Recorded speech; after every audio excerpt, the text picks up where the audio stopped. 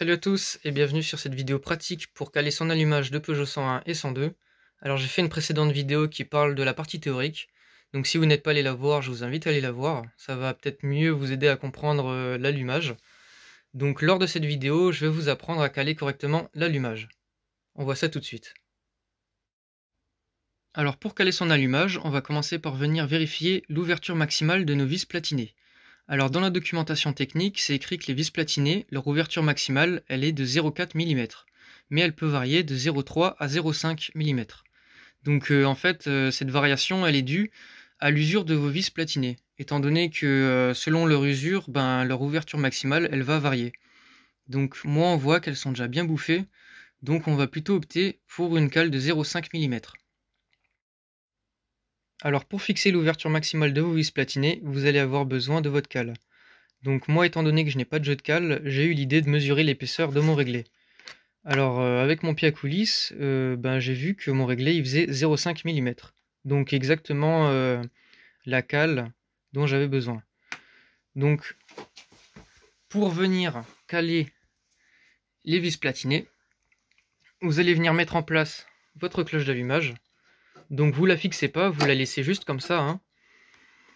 Et en regardant les vis platinées, on va venir chercher le moment où elles s'ouvrent le plus. Donc là, on voit bien qu'elle commence à s'ouvrir. Donc je vais venir chercher le moment où elle s'ouvre le plus.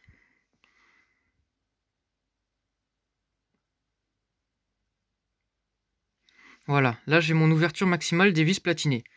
On se rend bien compte, rien qu'à l'œil nu, que c'est loin d'être un demi-millimètre, soit 0,5 mm. Alors une fois que vous avez trouvé l'ouverture maximale de vos vis platinées, on va venir ajuster tout ça avec notre cale. Donc moi, étant donné que ma cale c'est un réglé, je vais venir mettre mon réglé. Donc on vient mettre sa cale entre les deux vis platinées. Donc moi j'ai un peu de chance, étant donné que le réglé il est en fer, il est attiré et il est maintenu par les deux aimants. Et on vient avec un tournevis desserrer la vis qui est juste ici, pour venir serrer notre réglé avec les deux vis platinées.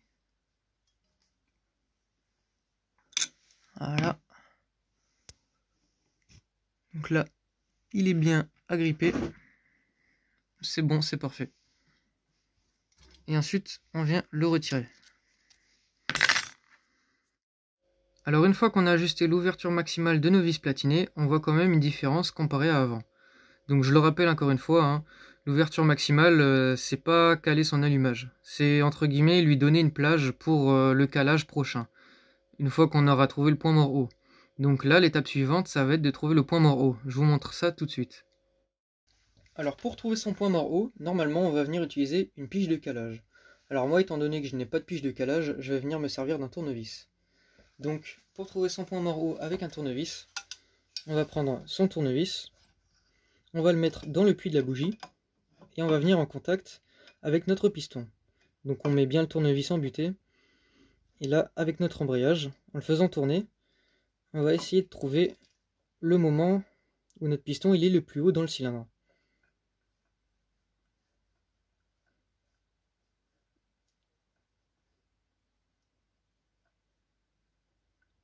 Voilà, là je viens de trouver mon point mort haut. Alors une fois que vous avez trouvé votre point mort haut, on va venir faire l'avance avant le point mort haut. Donc sur Peugeot 101 et 102, l'avance elle est de 2,5 mm. Mais étant donné que la culasse, c'est une culasse avec un puits de bougie qui est incliné, et bien si vous avez une pige de calage, vous n'allez pas reculer de 2,5 mm, mais de 2,9 mm. Donc moi, vu que j'ai pas de pige de calage, je vais prendre mon pied à coulisse, et je vais venir embuter avec la petite patte qu'on a quand on ouvre le pied à coulisse. Donc avec ce bout là, je vais venir embuter sur mon piston, qui je le rappelle est au point mort haut. Et je vais reculer de 2,9 mm.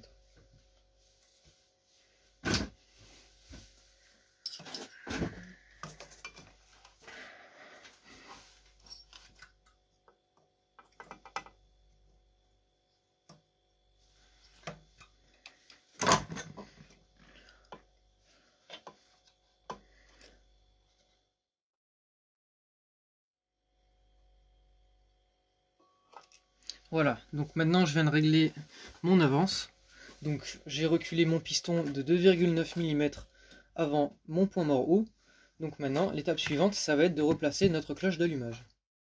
Alors une fois que vous avez fait votre avance de 2,5 mm avant votre point mort haut, vous allez pouvoir venir mettre en place votre cloche d'allumage. Donc si on regarde bien sur la cloche d'allumage, vous allez retrouver une petite flèche. Cette petite flèche-là, il y a un repère. C'est le trait là. Et sur l'allumage, là où vient passer le câble de tension, on a un caoutchouc. Et normalement sur ce caoutchouc-là, on a également une toute petite flèche. Lorsqu'on a trouvé notre point mort haut et qu'on a fait notre avance de 2,5 mm, on va venir mettre en place notre cloche d'allumage et ces deux repères vont devoir venir coïncider. C'est-à-dire qu'ils vont être l'un en face de l'autre, justement 2,5 mm avant le point mort haut. Ça c'est très important.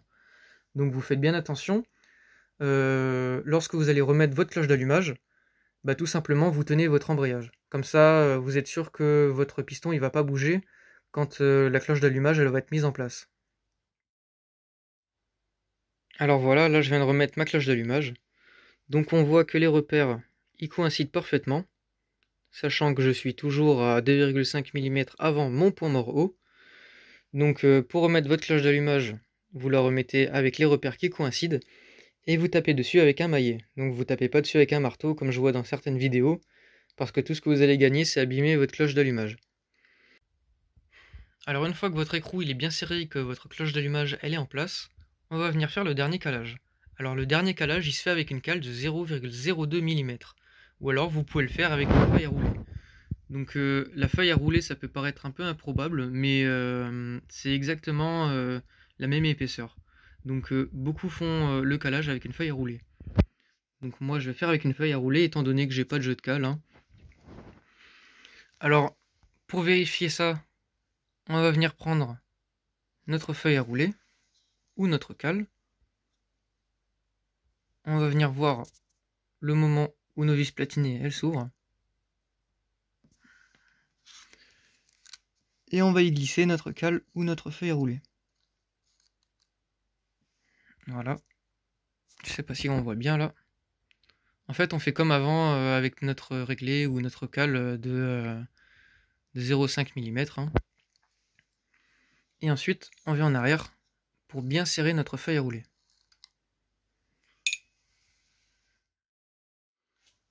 Alors une fois qu'on a notre feuille à rouler en place ou notre cale, on va déjà pouvoir faire un premier test. Parce que si ça se trouve, vous êtes super chanceux, et quand vous avez fait à la première étape l'ouverture maximale de vos vis platinées, vous avez eu une cale qui était parfaitement adaptée à l'usure de vos vis platinées. Parce que si c'est le cas, et que vous avez bien fait votre point mort haut et votre avance de 2,5 mm, quand les deux repères vont coïncider sur la cloche d'allumage et votre caoutchouc, eh bien votre feuille à rouler ou votre cale va devoir être lâchée. Donc on va faire un premier test, mais je doute fortement que notre feuille à rouler soit lâchée au moment où les deux repères vont coïncider. Voilà, les deux repères coïncident, mais pourtant ça lâche pas. Voilà, ça lâche juste après. Donc là, c'est pas encore parfait. Alors comme on a pu le constater à l'instant, ma feuille à rouler elle a été libérée alors que mes repères ils coïncident déjà plus. Ça veut dire que mon allumage, il n'est pas encore calé correctement. Donc si ma feuille à rouler elle est libérée à ce moment-là, et pas au moment où les deux repères y coïncident, c'est tout simplement parce que la cale que j'ai choisie en début de vidéo pour caler l'ouverture maximale de mes vis platinées, c'est-à-dire la cale de 0,5 mm que j'ai choisie, elle n'était pas parfaitement adaptée à l'usure de mes vis platinées. C'est pour ça que je vous ai bien parlé d'une plage entre 0,3 et 0,5 mm pour l'ouverture maximale de vos vis platinées. Parce que sur chaque mobilette, en fonction de l'usure de vos vis platinées, la cale, elle va changer. Ou plutôt l'ouverture maximale de vos vis platinées, elle va changer, justement. Alors si vous n'avez pas la chance d'avoir votre feuille à rouler qui se libère au moment où les deux repères coïncident, vous allez tout simplement reprendre votre feuille à rouler, vous allez ouvrir vos deux vis platinées, vous allez y mettre votre feuille à rouler justement, comme ça. Et ensuite, vous allez venir les serrer. On dépasse un tout petit peu les deux repères. Voilà. Comme ceci. Et maintenant, on va venir dévisser notre vis.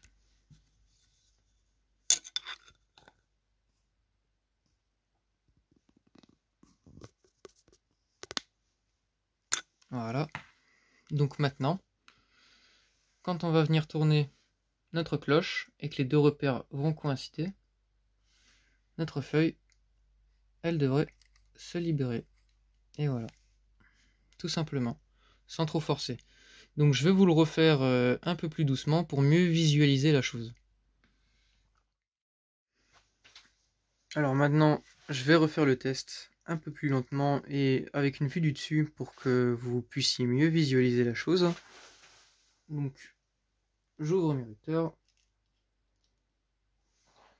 Je mets ma feuille à rouler.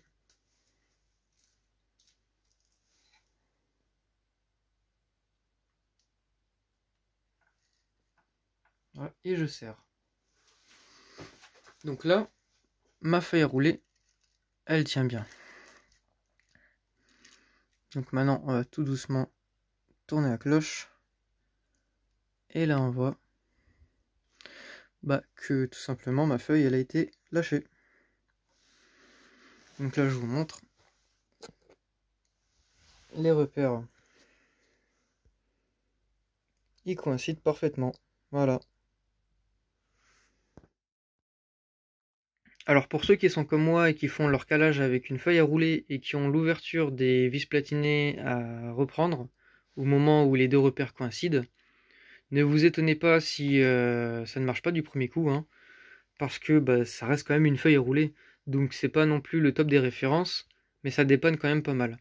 Donc faut persévérer, au bout de 4 ou 5 fois vous allez forcément y arriver.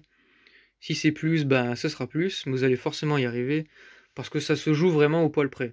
Donc moi j'ai dû le recommencer 3 fois, histoire d'avoir la feuille à rouler qui soit libérée au moment où les deux repères coïncident. Donc si vous mettez 4 fois, vous inquiétez pas, si vous mettez 5 fois, c'est pas non plus un problème. Le plus important, c'est d'avoir du résultat. Alors je vous remercie beaucoup d'être arrivé jusqu'à la fin de la vidéo et d'avoir regardé la vidéo. Donc j'espère qu'elle vous a été utile. Je sais que l'allumage c'est quelque chose que beaucoup de gens redoutent, que moi j'ai redouté pendant très longtemps. Mais une fois qu'on se penche un peu plus sur le sujet, qu'on commence à un peu apprendre et tout, ça vient tout seul. Donc j'ai essayé de pas trop rentrer dans des termes techniques pour que même les novices puissent comprendre. Donc s'il y a quelque chose que vous n'avez pas bien compris, n'hésitez pas dans les commentaires, hein. Vous mettez des commentaires et puis j'y répondrai au plus vite. Donc voilà, ça m'a fait plaisir de vous montrer l'allumage, comment moi je le fais, parce que je sais que justement il y en a plein qui m'ont demandé de faire la vidéo. Donc là pour le plaisir, on va faire un dernier test de la bougie là.